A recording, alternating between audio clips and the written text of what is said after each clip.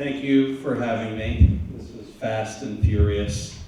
Every time I'm faced with this insurmountable challenge, I always think of this event I had with my son and my father-in-law, where I was scrambling to get something done, and I was in my office listening to my father-in-law helping my son with his homework and trying to impart some wisdom on him.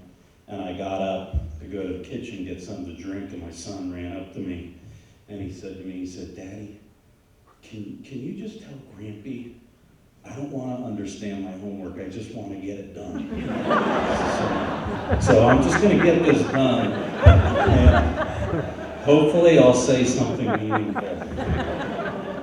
So I'm going to talk only about 2 bits, I think, that are important to this project, how we work and how we might work with you. So I'm going to show only projects that deal with other existing buildings. I'm part of a husband and wife team. I practice with my wife and about 15 other professionals. So hence attached, on top, and in between. First, I'm going to show you 2 projects by artists, Andy Goldsworthy and a German artist named Voth. What you see in both of their works is large, it's visual, it's iconic. But when you look at it more deeply, it goes beyond the visual. And in Goldsworthy's case, you see the snowball out of place. And in Voth, you begin to see this construction or this journey evolving. And both architects or both artists go to great lengths to actually document their projects, the process of making them. And what you thought you knew about the work, in the end, turns out to be something completely different. And for both artists, the object is really not as important as the experience. And so what we always try to do with our work is to leave something behind, whether there's a building there or not. We really focus on the importance of the experience, what it's like to be there.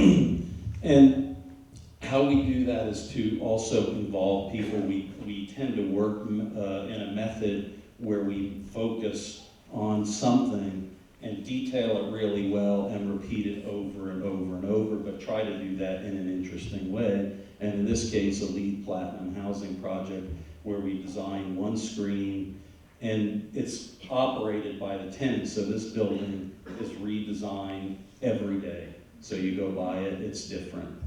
My own home, a bungalow from 1923, as my wife said, we took all the charm away, but has 80 solar panels. We added on, you can see before, this is after. We try to make it more air than building. It's a bunch of horizontal and vertical lines with less than $500 a year power bill.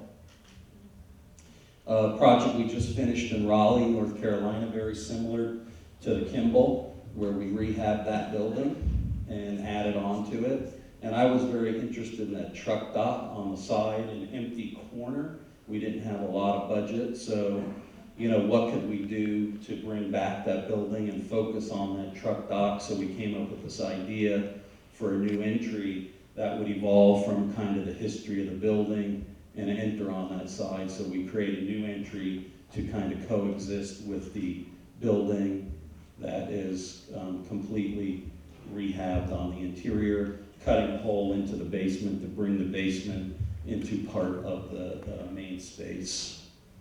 Art Center, a large one in Hendersonville, North Carolina, where we incorporated a 1900s mill building with theater, artist studios, black box theater, gift shop, again, a lot of the same programs, but we kept the existing building even though we were not required, including the several hundred-year-old oak trees, to create this courtyard that incorporated both buildings. And the buildings glow, they give back light at night. Another project where we added on, this is, we added on top. So again, to coexist in maybe a different way that one might think about. And lastly, in between, a project museum we're working on in St. Louis at Latmar Sculpture Park.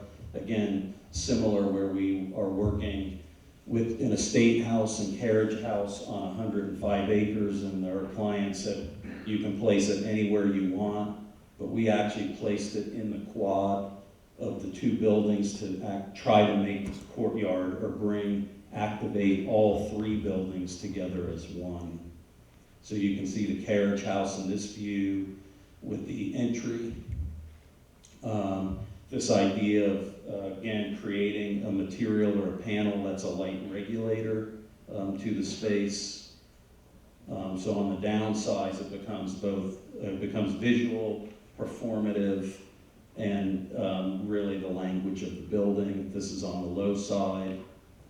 And then how it might broadcast light into the space and modulate that light. Thank you very much.